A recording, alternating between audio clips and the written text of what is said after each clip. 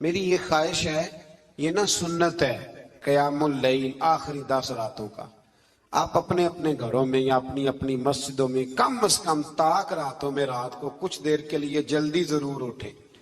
ساری رات ہو سکے تو بڑا ہی اچھا ہے۔ حضرت عائشہ کہتی ہے نبی پاک صلی اللہ علیہ وسلم نفل کے لیے پابند نہیں کرتے تھے، پر رمضان کی آخری 10 راتوں میں کہتے تھے اٹھو۔ خواتین بھی کوشش کریں، یہ آخری 10 دن جو ہوتے ہیں نا بڑے قیمتی، اور بالخصوص طاق راتیں۔ بتا اس لیے رہا ہوں کہ آپ میں سے کوئی نیکی کرے گا تو میرے لیے بھی بخشش کا کوئی ذریعہ بنے گا۔ ضرور کوشش کریں، کم از کم 1 گھنٹہ، اگر آپ مطلب نہیں ساری رات بیدار رہ سکتے تو 1 گھنٹہ آپ روزے سے ذرا پہلے اٹھ جائیں، کچھ تلاوت، کچھ عبادت، کچھ درود پاک۔ یارو بڑا ہی ضروری ہے، حضور نے بڑا ہی پسند کیا ہے اور بڑی قیمتی۔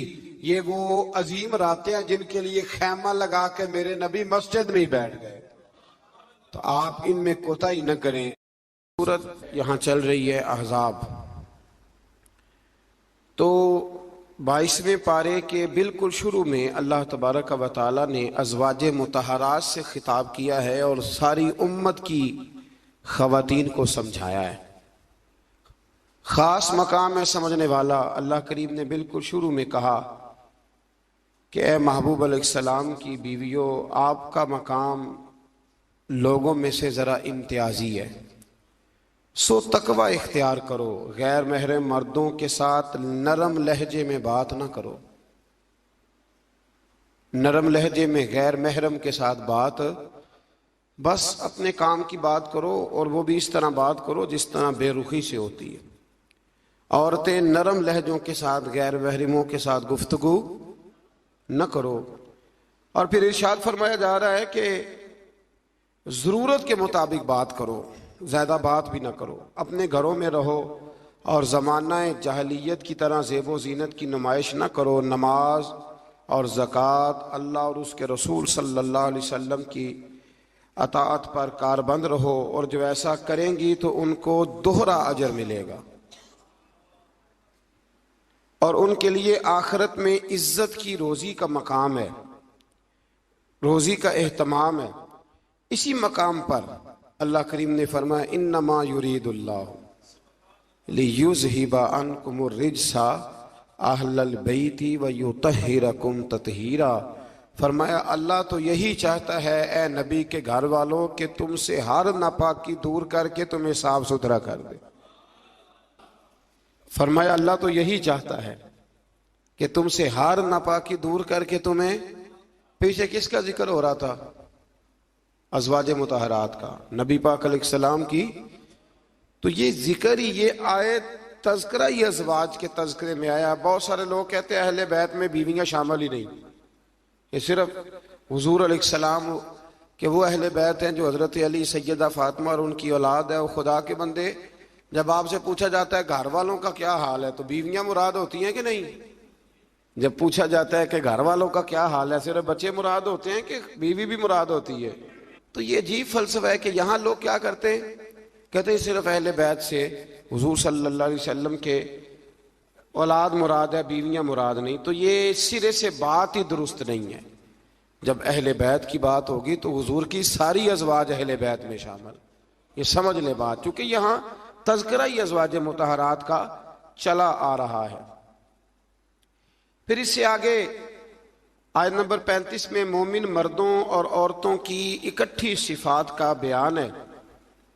اللہ تبارک و تعالیٰ نے فرمایا کہ مومن مرد اطاعت شعار ہوتے ہیں، صداقت شعار ہوتے ہیں، صبر و رضا کا پیکر ہوتے ہیں۔ ان کے دل اللہ کے حضور عجز اور تواضع کے خوگر ہوتے ہیں، وہ صدقات دینے والے ہوتے ہیں، روزے دار ہوتے ہیں، اپنی حیا اور عزت کی حفاظت کرنے والے ہوتے ہیں، اور اللہ کا کثرت سے ذکر کرنے والے ہوتے ہیں، اور ان کے لیے اللہ نے بخشش اور اجر عظیم کی نعمتیں تیار کی ہوئی۔ پھر آیت نمبر 36 میں فرمایا نہ کسی مومن مرد اور نہ کسی مومن عورت کے لیے یہ جائز ہے کہ جب اللہ اور اس کا رسول کو فیصلہ فرما دیں تو ان کے لیے اپنے اس کام میں کوئی اختیار رہ جائے۔ اس آیت کی تھوڑی تفسیر ضروری ہے، اس کی تھوڑی تفسیر کر دیتا ہوں۔ ہوا یہ تھا کہ نبی کریم علیہ الصلوۃ والسلام نے اپنے ایک غلام کے ساتھ اپنی ایک عزیزہ جو حضور کی رشتہ دار بنتی تھی حضرت زینب بنت جہش، ان کا نکاح کرنا چاہا، پیغام نکاح بھیجا۔ انہوں نے کہا جی ہم قریشی خاندان سے ہیں اور یہ غلام ہے تو اس کو کیسے رشتہ دے دیں، حالانکہ حضور نے پیغام بھیجا تھا، اتنے بڑے ہم ہو کے تو ایک غلام کو رشتہ دے دیں۔ تو اللہ نے حکم دے دیا، فرمایا جب رب رسول حکم دیں تو تمہیں اختیار ہی کوئی نہیں۔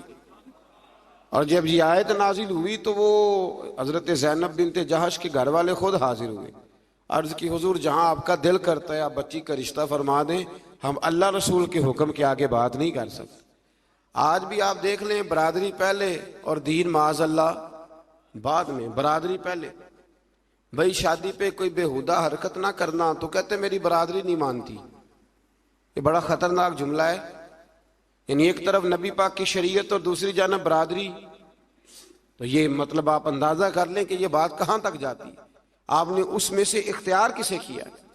ہماری برادری وہی ہے جس برادری میں حضرت بلال حبشی شامل ہے، حضرت صہیب رومی اور عمار یاسر شامل، وہ ہماری برادری ہے، ایک ہوں مسلم حرم کی پاسبانی کے لیے۔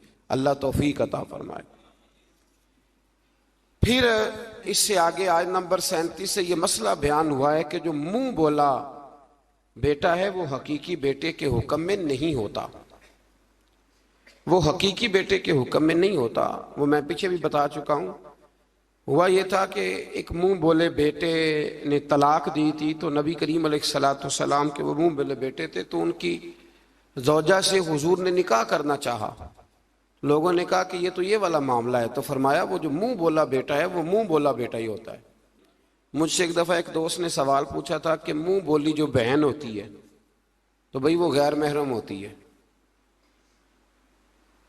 منہ بولی بہن غیر، منہ بولی ماں جو ہوتی ہے نا، ایک تو یہ ہے کہ وہ کہولا کی عمر کو پہنچ جائے، اس نے بچہ چھوٹا سا لے کے پالا ہو، وہ معاملہ اور ہے، لیکن ہمارے ہاں جس طرح رشتے نہیں بن جاتے، جو اصل بہن ہوتی ہے اس کا پتہ ہی کوئی نہیں۔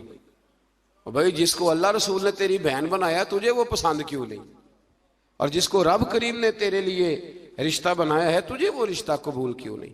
اللہ تبارک و تعالی حقیقی مفہوم کی طرف ہماری توجہ لگائے، اسی میں ہمارا فائدہ ہے۔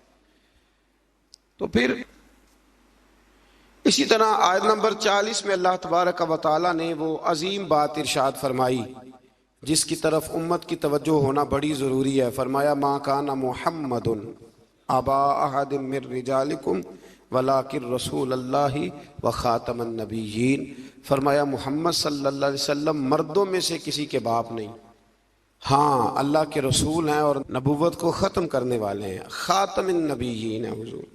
حضور نے فرمایا میں آخری نبی ہوں، میرے بعد کوئی نبی ضرورت بھی کوئی نہیں، اس لیے کہ میرے نبی نے کمی چھوڑی کوئی نہیں، ضرورت ہی کوئی نہیں، حاجت ہی کوئی نہیں، ضرورت ہی کوئی نہیں۔ بلا وجہ بعض لوگوں کو اللہ تبارک و تعالیٰ معاف کرے، روٹی پیٹ بھر کے کھانے کو نہیں ملتی تو نبوت کا دعویٰ کر دیتے ہیں، اور عجیب و غریب قسم کے لوگ ہیں جو میدان میں آ نکلتے ہیں، اور مجھے تو ان لوگوں کی سمجھ نہیں آتی جو دلیلیں پوچھتے ہیں اور پھر بعد میں کہانیاں سناتے ہیں۔ تو بھائی حضور آخری نبی ہیں، رسول کریم کے بعد کوئی نبی آ سکتا؟ ایک بات کو سمجھیں، حضور کا تاج ہے ختم نبوت، یہ نبی پاک کی نشست ہے ختم نبوت، یعنی نبی ختم ہو گئے تو آخری نشست پہ حضور بیٹھے ہیں۔ تو اب جو کہتا ہے کہ میں نے بھی بیٹھنا ہے تو بے ادبی کرتا ہے کہ نہیں کرتا؟ اس لیے قادیانی اتنے برے ہیں، ان سے مسلمان اس لیے بیزار رہتے ہیں کہ وہ بہت بڑی بے ادبی کرتے ہیں۔ وہ نبی کریم علیہ السلام کے بعد کسی کو ذلی اور کسی کو بروزی نبی مانتے ہیں۔ بھائی رسول کریم پر نبوت ختم ہو گئی، اور نبی کریم علیہ السلام فرماتے ہیں میرے بعد کوئی نبی، فرمایا اگر کوئی ہو سکتا ہوتا نا تو خطاب کا بیٹا عمر ہوتا، جن میں صفتیں ہیں لیکن جو ہو سکتے تھے جب وہ نہیں ہوئے، جو ہو سکتے تھے تو ایک کانا آدمی، وہ کانا تھا مرزا، ایک آنکھ سے کانا تھا، اور عجیب اس کے باتیں تھیں، بڑے بڑے عجیب اس کو امراض تھے، اس نے اٹھ کے دعویٰ کر دیا۔ تو بڑے بڑے عجیب لوگ ہیں نا، ماننے والے تو شیطان کو بھی مانتے جاتے ہیں معاذ اللہ، ماننے والے تو سب کو مل جاتے. اللہ تبارک و تعالی ہمیشہ حق پر استقامت عطا فرمائے. پھر اس سے آگے نبی کریم صلی اللہ علیہ وسلم کی کچھ اور صفات کا بیان ہے. اللہ کریم نے فرمایا یا ایھا النبی انا ارسلناک شاہدا ومبشرا ونذیرا، اے محبوب بے شک ہم نے آپ کو بھیجا ہے گواہ بنا کر، خوشخبری دینے والا بنا کر، ڈر سنانے والا بنا کر، وداعیا الی اللہ باذنہ، اور ہم نے آپ کو اللہ کی طرف بلانے والا بنا کے بھیجا ہے، وہ بھی اللہ کے حکم سے، وسراجا منیرا، اور ہم نے آپ کو چمکتا ہوا آفتاب بنا کے بھیجا ہے. تو نبی کریم علیہ السلام کو اللہ نے یہ صفات عطا فرمائی ہیں، شانیں عطا فرمائی ہیں. ایک بات آپ یہاں رک کے ذرا سوچئے گا، کچھ لوگ کہتے ہیں جی شان مصطفیٰ کا جلسہ کرنے کی کیا ضرورت، معراج مصطفیٰ، میلاد مصطفیٰ، آپ سیدھا سیدھا نماز روزے کی بات بتائیں، شان بیان کرنا کیوں ضروری ہے؟ یہ بہت بڑا مسئلہ ہے. بعض لوگ کہتے ہیں جی آپ سیدھا سیدھا کہیں کہ حضور نے فرمایا سچ بولو، کھری بات کرو اور دیانتدار. یہ آپ کیا، حضور شان بڑی تھی، عظمت بڑی تھی، تو بھائی ان آیات میں اللہ کیا بیان کر رہا ہے؟ کہا میرا محبوب نذیر بھی ہے، بشیر بھی ہے، سراج منیر بھی ہے. یہ ساری صفتیں اللہ نے قرآن میں بیان کی، اور ایک جگہ پہ نہیں، درجنوں جگہ پہ واضح آیات میں. ویسے تو سارا ہی قرآن حضور کی تعریف ہے، اور یہ میں نہیں کہہ رہا، یہ حضرت عائشہ صدیقہ فرماتی کان خلقہ القرآن. فرمایا اگر تم نے حضور علیہ السلام کے اخلاق دیکھنے ہو تو قرآن پڑھ لو. تو اس لیے یہ عظمتوں اور شانوں کا بیان یہ طریقہ ہے، یہ مسلمان کی روح کی غذا ہے. اللہ ہمیں سمجھنے کی توفیق عطا فرمائے. پھر آیت نمبر 53 سے نبی پاک علیہ السلام کی بارگاہ کے آداب بیان ہوئے کہ بغیر اجازت نبی کے گھر میں داخل نہ ہو. دعوت طعام ہو تو کھانا کھا کے منتشر ہو جاؤ. کھانا کھا لیا تو اب ہوا یہ کہ حضور نے دعوت پکائی کچھ صحابہ کی، تو کھانا کھا کے بیٹھ گئے گپ شپ کرنے کے لیے. تو محبوب کریم نے ایک دو دفعہ دیکھا کہ اب یہ جائیں، حضور نے آرام کرنا تھا، لیکن کچھ لوگ بیٹھ گئے. تو اللہ کریم نے فرمایا جب کھا لیا ہے نا اب جاؤ منتشر ہو جاؤ. گویا رب کریم اپنے محبوب کے دربار کے آداب بیان فرماتا ہے، اللہ بیان فرماتا ہے. اللہ اکبر.